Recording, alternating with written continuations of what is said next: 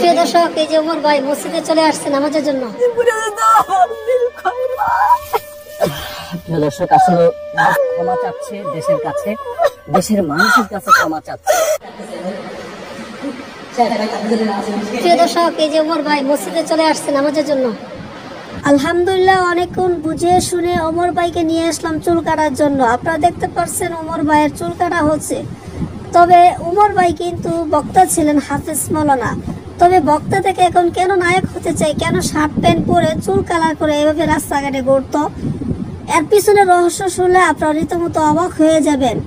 অনেকে বলেন যে ওমর ভাই ভাইরাল হওয়ার জন্য এগুলা করতেছে, আসলে মূলত না, ভাইরাল হওয়ার জন্য না।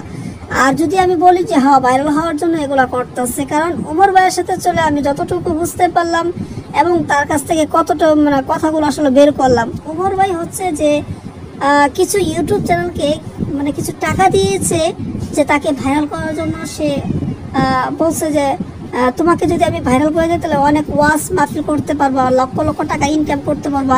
এ ধরনের বক্কচক্কর বুঝে ওমর ভাইয়ের কাছ থেকে প্রায় মোটা অঙ্ক কিছু টাকা হাতে নিয়েছে মুসলিম টিভির মালিক। আরও বিভিন্ন ইউটিউব চ্যানেল, সেদেরকে আমি আসলে নাম পরবর্তী টাইমে বলবো।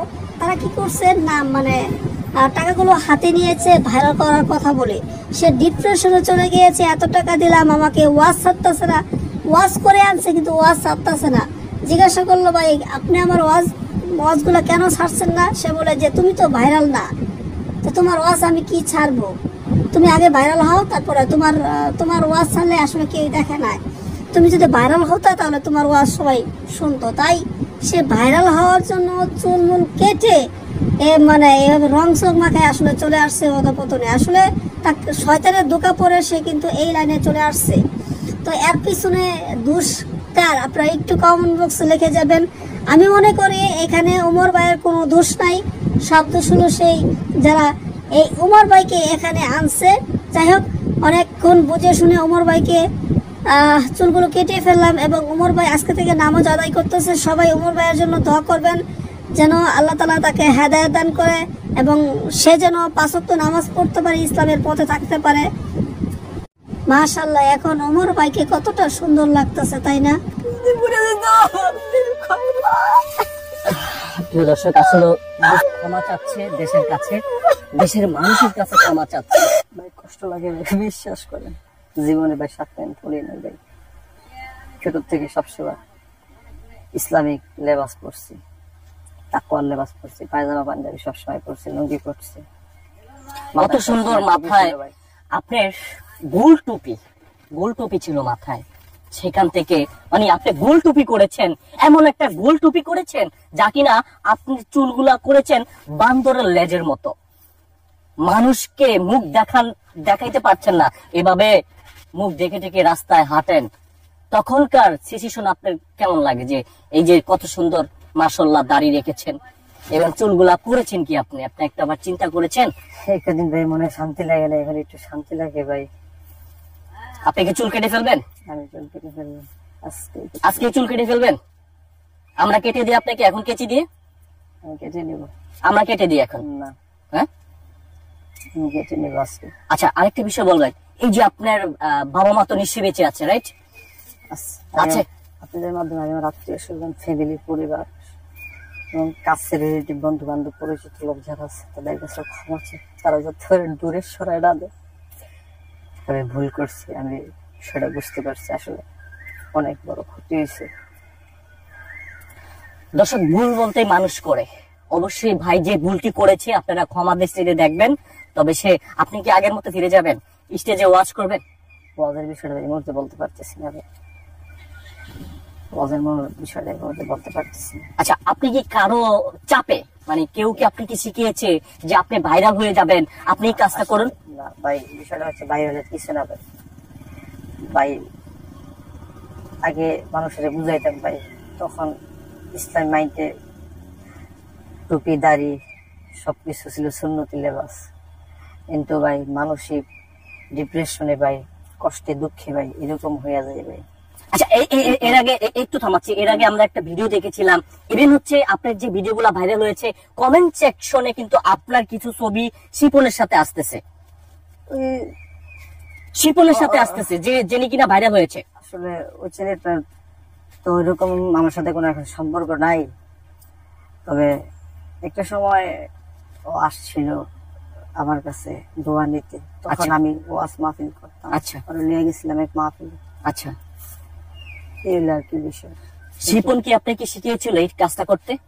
বাড়িটা কেউ শিখে নেবে, এটা শিখাইবে কেন? বাড়িটা শিখাইলে কি আমি করতাম, আমি যদি সজ্ঞানে থাকতাম, আমি আমার যদি মস্তিষ্ক যদি ঠিক থাকতো, আমি এটা জীবনে করতাম না। ডিপ্রেশনে ভাই এরকম অস্থির হয়ে গেছিলাম, যেই কারণে আমার কি থেকে কি বলছি আমি নিজেই বুঝতে পারতেছি না ভাই।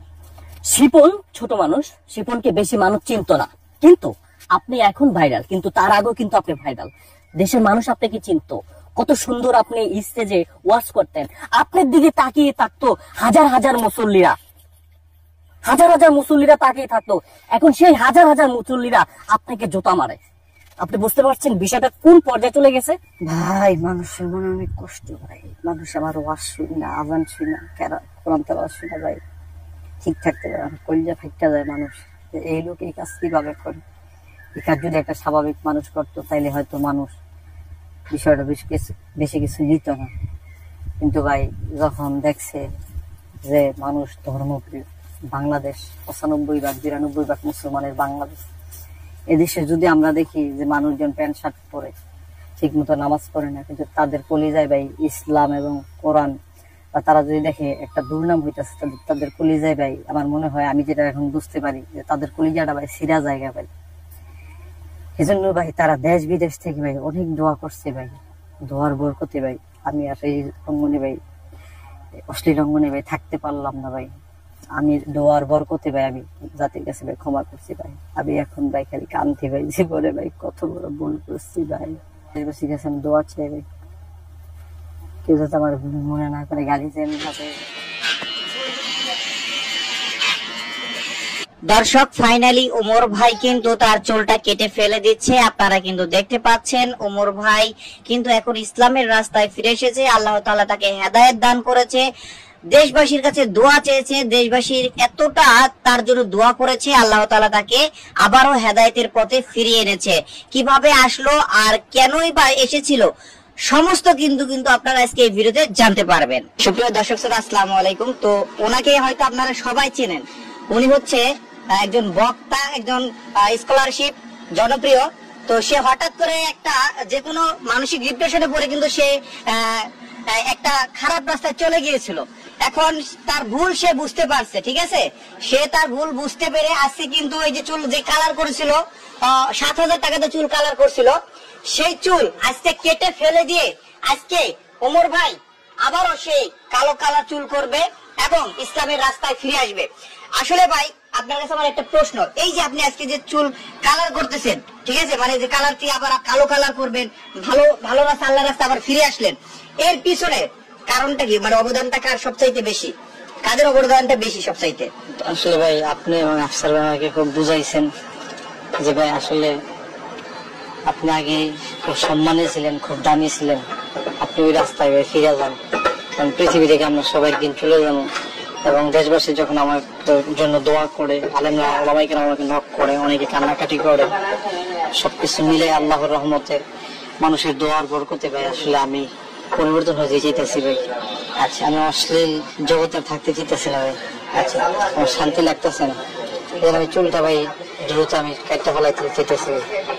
আচ্ছা, তার মানে যে এই যে আপনি আজকে সেলুনে আসছেন, আপনাকে কি আমরা জবরদস্তি করে এখানে কি নিয়ে আসছি? না, আমি গতকাল, আপনি তো স্ব ইচ্ছায় আসছেন, তাই না? গতকালকে রাত্রে এবং আজকে সকালে মিডিয়ার মাধ্যমে দেশবাসীর কাছে এবং ওলামায়ে কেরামদের কাছে আমি ক্ষমা চাইছি ভাই। এই জন্য আমি যত দ্রুত সম্ভব, আমার ভালো লাগতেছে না ভাই। আচ্ছা, আপনি একটা কথা বলেন ক্যামেরার সামনে। আমি আপনার মাধ্যমে দেশবাসীকে বলতে চাই যে আসলে ইসলামী অঙ্গনের রাস্তার সাইরা ডাস্টবিনের মতো নিকৃষ্ট একটা জগতে আমি চলে আসছিলাম।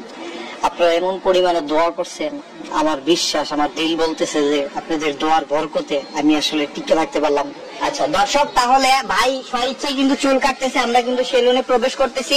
আমি কিন্তু ভাইয়ের চুলটা সুন্দর করে, একজন ভাই যিনি কিনা সেলুনে আছে, সে কিন্তু অলরেডি সিট পায়ে গেছে ভাই, দেখেন তার সিট হচ্ছে এটা, সে কিন্তু চুলটা কাটিং করবে।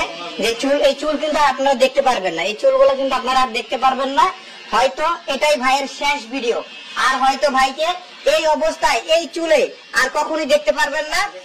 একমাত্র ওয়াজের ময়দানে ভাইকে দেখতে পারবেন ইনশাল্লাহ।